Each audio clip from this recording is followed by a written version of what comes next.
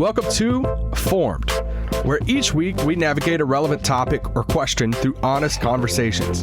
We are three pastors with three different backgrounds on staff together at Irving Bible Church in Irving, Texas. We believe we are constantly being formed in the way of Jesus for the sake of the world, and we hope this podcast helps with that. So let's jump into this week's episode of Formed. Welcome back to another week of Formed, and it's Halloween. And Is it? That's Barry right. has a goatee. That was your dear. transition to explain Barry's goatee. Oh my. Barry, why do you have just a goatee? Yeah, we had a little fun yesterday with the staff. It was our day to kind of dress up in our Halloween costumes, and I had to commit to the bit. You did. So I showed up as Guy Fieri. My guilty pleasure on Sunday afternoons is I pretty much after preaching watch Guy's grocery games the rest of the day. So I don't know if we talked about that on the podcast before, but that's what I do. So anyway, I had a lot of fun. Got a crazy blonde wig and a big chain, but I had to commit to the bit, so I shaved it down to a goatee and then dyed it, and it was wild and crazy. He goes all in. It was one of the most impressive things I've ever seen. Barry. Yeah. When's the last time you shaved? Tell him. 16 Yeah, years. I've had a full beard since 2008. Right. So my daughter, her entire life, she's never seen me without a full beard. She kind of freaked out. Uh-huh. She kind of freaked out. If you'd like to see a picture, you can go to one of our social media channels on Instagram or Facebook. I kind of put a little side by side. Yeah. And it's pretty good. Yeah. So if you want to see Barry Fieri, just go to our social media and all that. Thank you to everyone who's been submitting questions over the past few weeks. We're in the midst of this new sermon series called Let's Talk About It. And we're talking about these main subjects in our culture that we're all talking about in our families and friend groups and churches and all the stuff. So if you've missed an episode, you can go back and hear our episodes on politics. Last week, now I'm drawing a blank. Mental health. On mental health. Yeah. Today is about technology. You can listen to the message from Sunday from Pastor Barry on technology. And then this is kind of a supplement to that. And then we'll continue going on with new subjects over the next few weeks. So today, technology. One of the first questions, so we ask during the message on a Sunday morning or after the message, that we have QR codes on the seats. We're like, hey, scan the QR code, submit a question, and hopefully we can try to get to it on the podcast.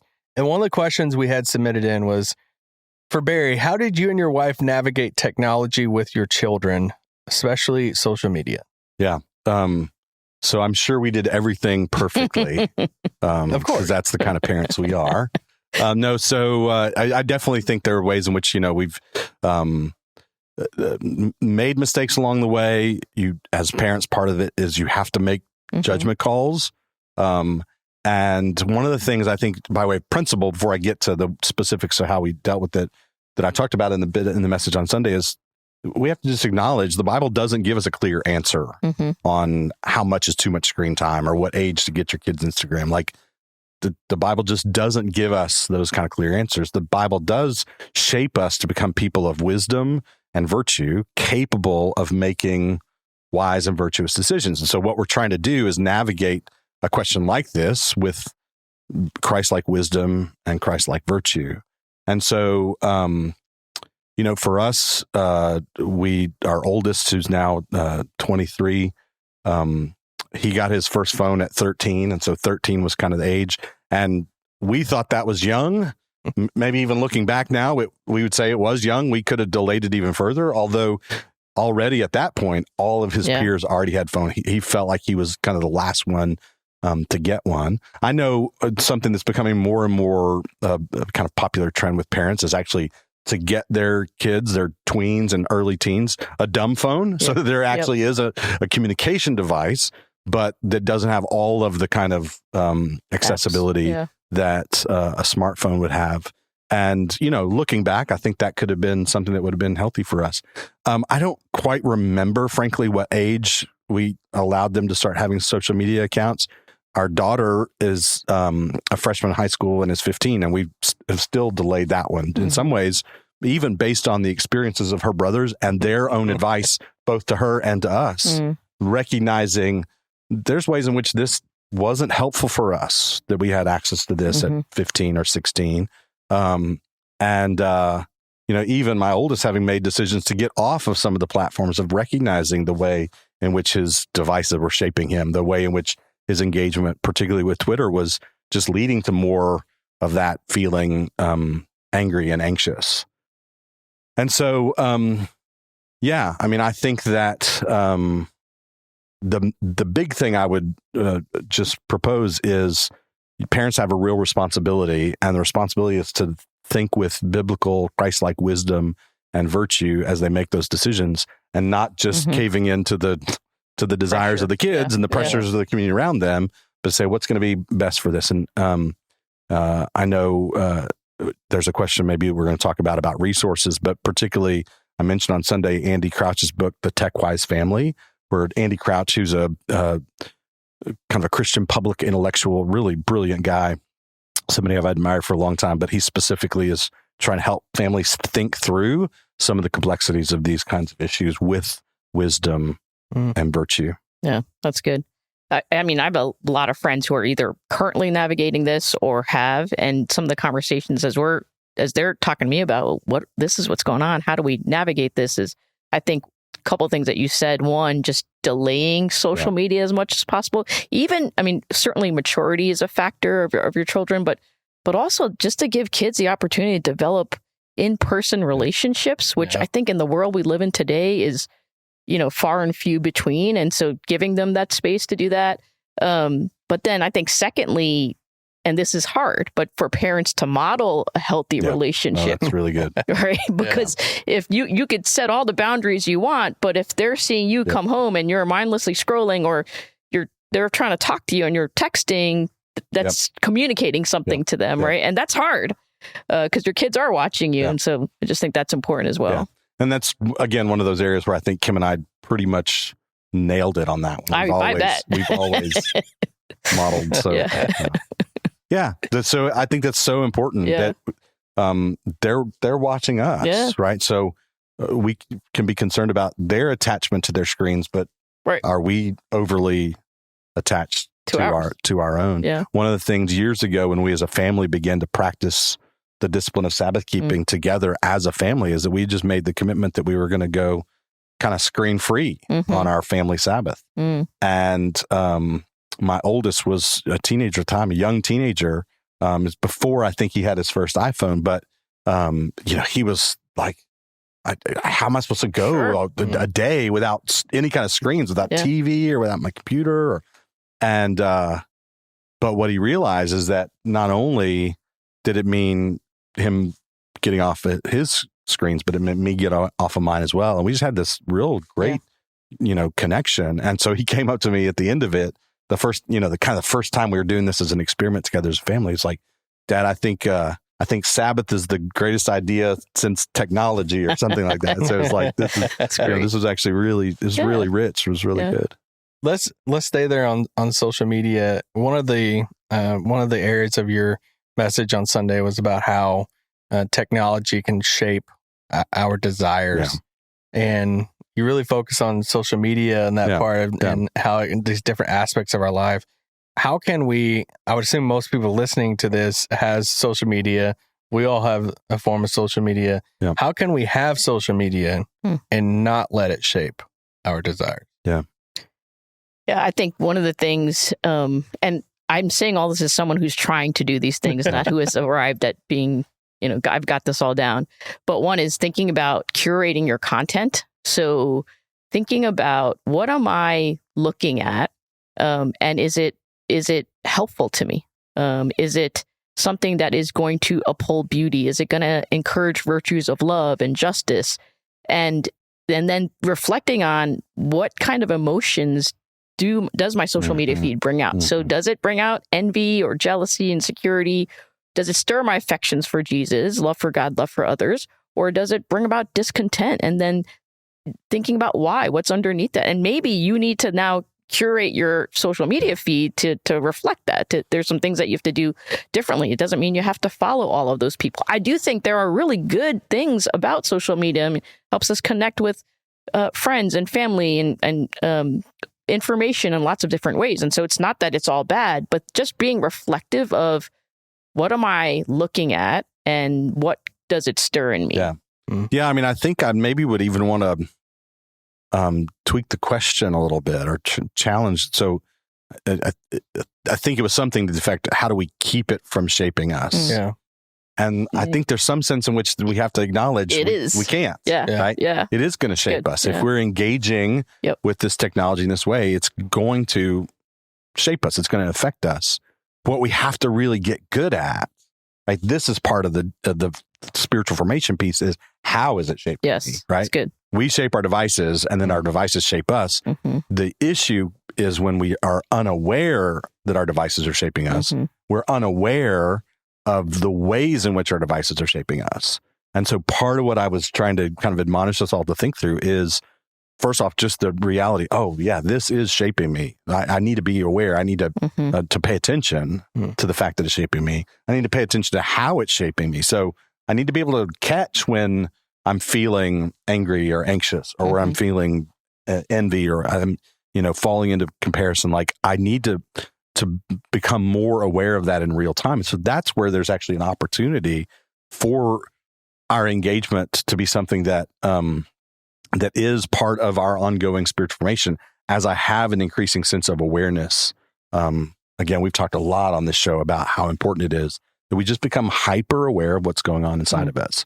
And yet oftentimes, as we're engaging with our devices, scrolling through, social media, going through Instagram, like, we're not paying much attention to anything about what's happening inside of me. Right? And so that's what I'm really wanting to push us towards, is just growing sense of, what is this? How is this shaping me? Yeah.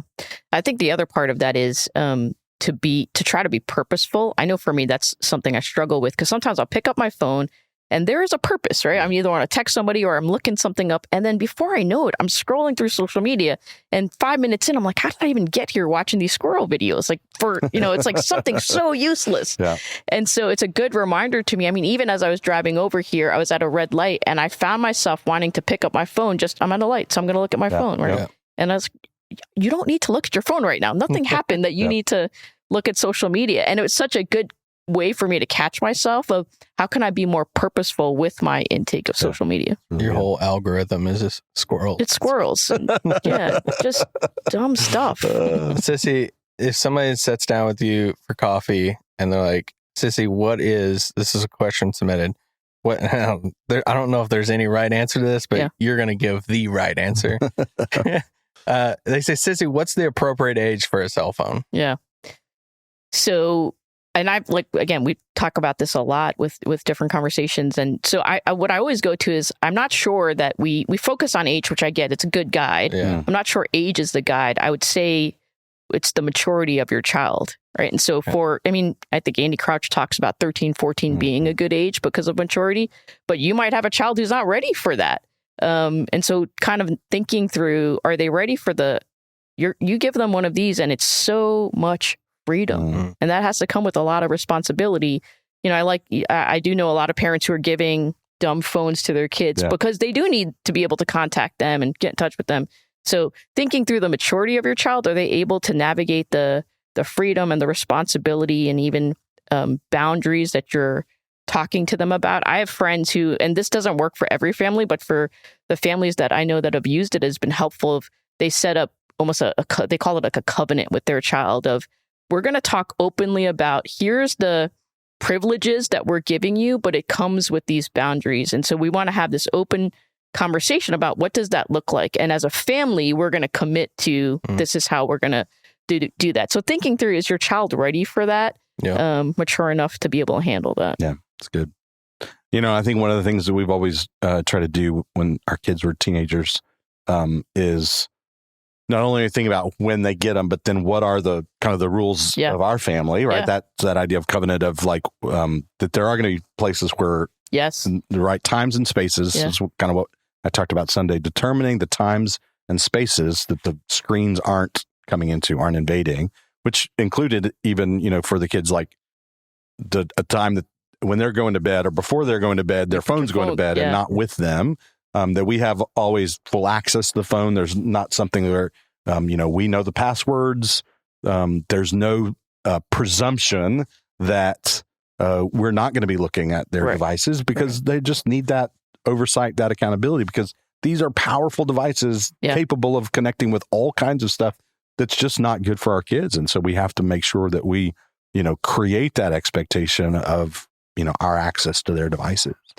And even I think thinking about times and spaces, I think one of the good ways to do this is that you do it together as a family. Yeah. So there's times and spaces for kids. Like I know families who say you can't have your phone in your bedroom, right? We do that in public spaces and our common living spaces, but also none of us have our phones at the dinner table. Mm-hmm. And so it's the entire family. So that means mom and dad, you're not going to have your phone either unless there's an emergency or something like that. And so showing your kids that you also have you're thinking about how are you intaking social media and using technology as well. Yeah.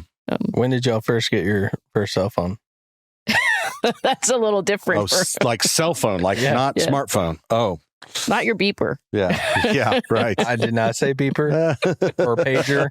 Cell phone. I never actually had a pager. Did you have a beeper? I didn't have a pager. I had friends with pagers for sure. Yeah, and it was like the coolest thing. I didn't have one either. I wasn't important enough or socially connected enough to need or want a pager. Do you remember what your first cell phone was? Like mine was like that, like brick Nokia, and I could play like Snake on it. But my dad had one of the like very early generation phones. He was a vice president at Radio Shack, and so like we got all the tech. Whoa. Yeah, and Radio Shack was big then. Oh yeah, back then that's where you got this kind of stuff. So like I'm talking the one that almost was in a briefcase with the cord attached to it. Is this the black box from the president? Yeah. And then so we had like a family cell phone that we'd if somebody was going somewhere, you take the phone with you. We had one of those from I don't know, sometime in my late teens or early 20s kind of time frame. And so I don't remember when like I had a phone that was my number. I can't remember exactly when that development happened. When Kim and I, Will, our oldest, is 20, about to be 23. And when he was little, we took a trip together and we got separated. And we didn't both have cell phones at the time. We had one cell phone as a family, and it was a crazy story. Have I told the story on the show about when the car got towed, and then I had to go get the car from the pound? We'll have to tell that story fully on a later episode. What's going on now? But so we're in Toronto, and we're totally separated. And I just remember the fact we couldn't call each other. We had a cell phone, but we didn't both have cell phones. So that would have been, 2003 or something like that. Yeah. So somewhere after that we both ended up with the Nokia phones, and then eventually I got an iPhone. And I think I was in middle school. History. Yeah, I was like 23. All right. Another question. Sissy loved this question. What form of technology would you eliminate and it can't ever return? Form of technology. I love this question because I knew Isaac wrote this question. Maybe. So, it was a hard question for me because I actually think and you talked about this on Sunday, that technology, it is a gift. And so there are just great things about it. I think AI is incredible. And I don't even I have superficially dipped into all the things that you could do with AI. And I just think it's really useful. But we talked about this a little bit before the podcast even, but for me, it's really almost frightening in some ways what you can do with it in terms of like the facial recognition and the way you can take images and, create these false pictures of people, and it just looks so real. And so for me, if we could how can we eliminate that part of distorting reality in that way? I think that would be the one thing I would say. Yeah. I mean, my mind went to, I don't know if this would be my actual answer, but my mind went to as much as I'm completely attached to my smartphone, would the world actually be a better place if we weren't also attached to our smartphones, right? Like if we had to go back to what we had before, would that actually be better for us? Yeah. I don't know and so I've thought multiple times about getting a dumb phone just for myself what if I just choose to go back to the way things were before? I've not actually spent the money because some of those things are expensive to be able to get, and then, the idea of losing Maps app or your music app. Yeah. And But what would you do when you go to use the bathroom? what we used to do. Go back to reading magazines? Yeah. Pull out the bottles and you're looking at like shampoo bottles. I think my actual answer is I think I would eliminate the atomic bomb. Then we wouldn't have to worry about. Oh, crap. Well, you went all the way there. Barry just juked on it. Well, I mean, come on. In the serious way. Yeah. All right. Yeah. And yes, I don't know how to respond to that. Yeah. Besides, that's a great answer. I have one that I can't look at Barry for because this is going to like really diminish Barry's life here. Oh dear. PowerPoint or something? No, I would eliminate all of reading book technology outside of the physical book. Wow. Like Kindle, is that what you mean? Kindle, audio, all of it. Oh, audio. Audio too? Wow. It's just destroying Barry's life right now. Because you just want paperback. I don't want the paperback book to ever.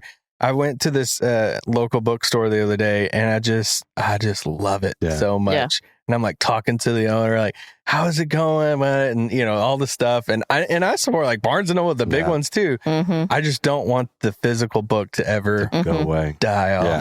Yeah. There is something about reading. Barry, loves to support that. There's also something about having like 5 books with you, and you could all have on your Kindle. I just think it's great for travel. I am also joking about the person who has literally every inch of 2 of his walls full of books. Right. I do love a good like paper book. Yeah. But the convenience of being able to highlight something for later use, pull it up and put it into Evernote. I mean, I probably have inordinate collection of quotations. You may have noticed that I sometimes that's shocking. like to use quotations in my sermons and really?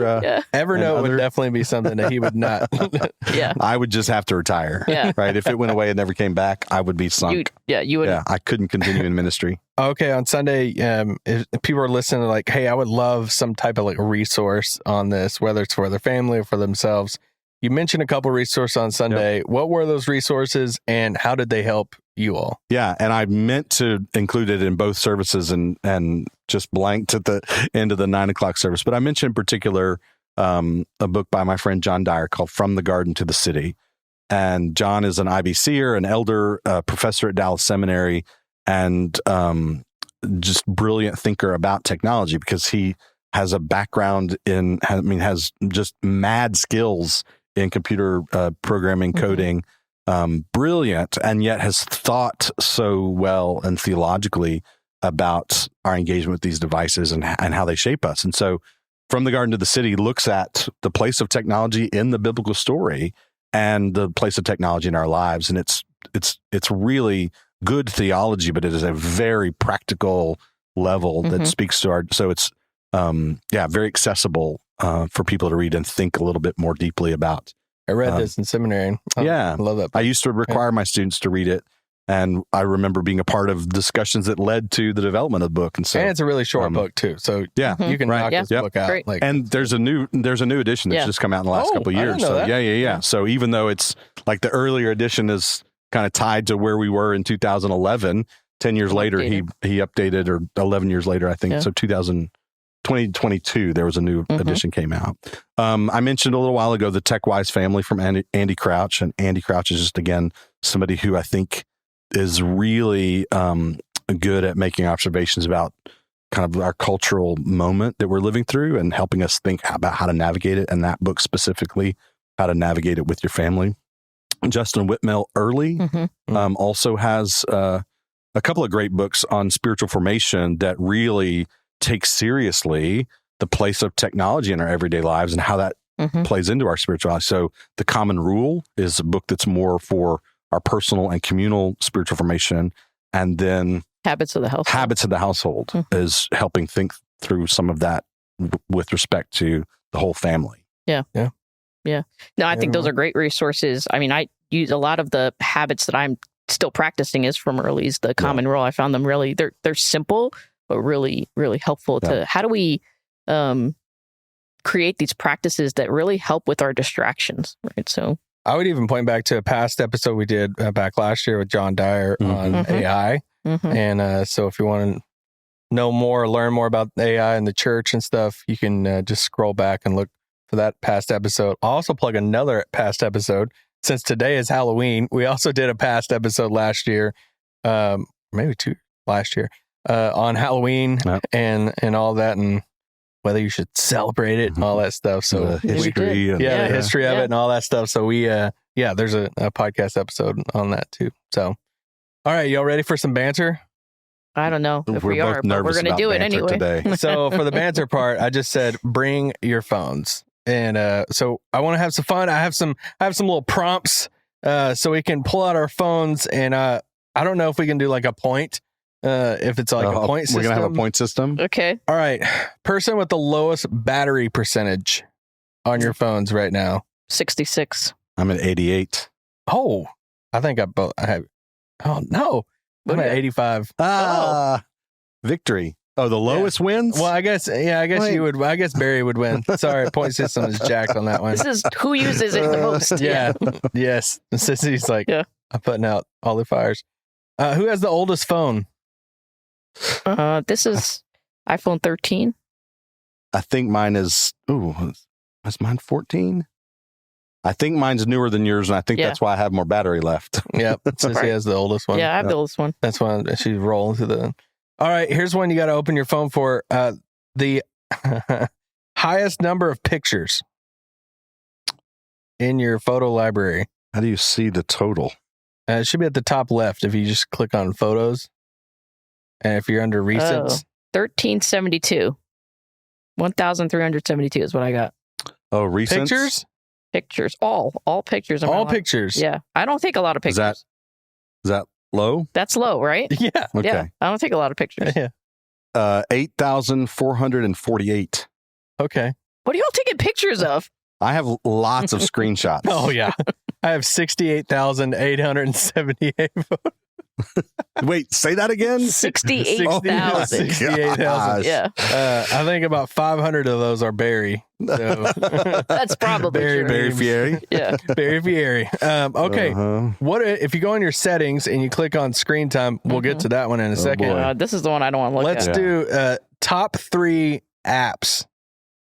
Your top 3 apps. So if you do settings, screen time, and then if you do see all app and website activity, it should pull up your most used apps over the past week. Yep. What are your top 3? Oh, mine's Instagram, Waze, and podcasts. Wait, you're a Waze person? I do. I love Waze. More than like Google Maps or... Yep. Love Waze. Wow. Big fan of Waze. Yep. Why? I don't like Google Maps. I feel like Waze is I don't more like accurate. Google Maps at all, but I use Apple Maps. Apple Maps? Yeah. Okay.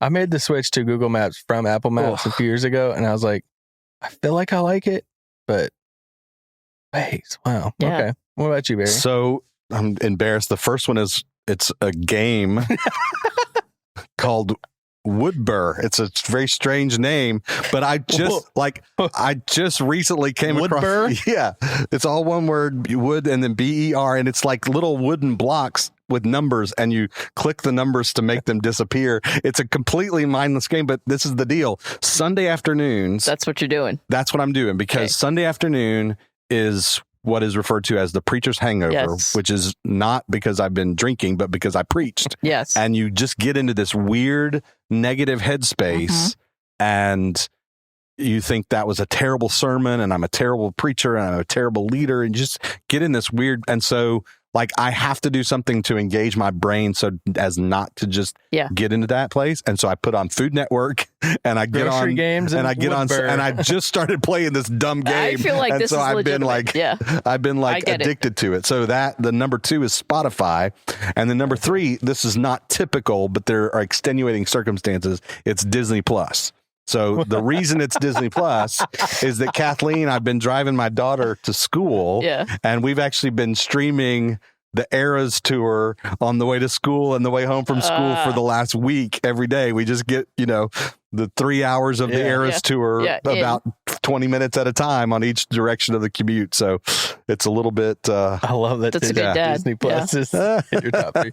Mine's Twitter, Instagram, and then fantasy football. Mm. ESPN fantasy football. All right, let's just do the screen time. Oh boy. Screen time, your daily average. I'm not going first. I'm not going first. Isaac, what's yours? 3 hours and 39 minutes. Oh, well, I'm less than that. Barry's probably going to beat us. I'm 2 hours and 58 minutes. Okay. Okay. It's like 15 minutes. Here we go. Here's why. I know. Woodburn stays on. No, well, that's the thing. So I end up watching TV and playing games at the same time. I can't even say it. What is it? It's 5. yeah. He just says, yeah. Woodburr. How much Woodburr is this he's playing? It's probably because you're reading your Bible. No, on your I'm phone. streaming Taylor Swift on the drive Honestly, to and from. Yeah, that right All there. right, okay, we can give you like, that. There's Okay. like I think this is higher than my usual. Yeah, this is him being a good dad. Okay, I have a few more. Most unopened text messages right now. Oh, that's not me. I think I have 2. Oh, no, that's not true. I have a bunch. Well, 7. That's not. Oh, that's not Yeah, bad. that's not terrible.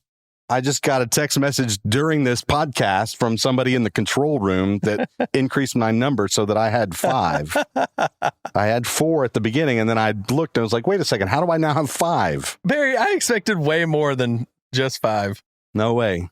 No, My he wife, reads them. Kim Jones at? like, oh my gosh, it makes me anxious if I see her phone to see the number. Barb gets mad at me. I have like- 486 unread, and Barb gets like so mad. Yeah, that's unacceptable. Yeah, you That gotta is do absolutely something about that. unacceptable. That's yeah. What's your highest notification like on anything number? Are you like, hey, if there's a red number on an app? Oh, no, can't- like my email is 1,883. See, I don't leave the numbers on. I turn those off. That's good. Yeah. But I do have. I have my random email app on my phone says 42,000.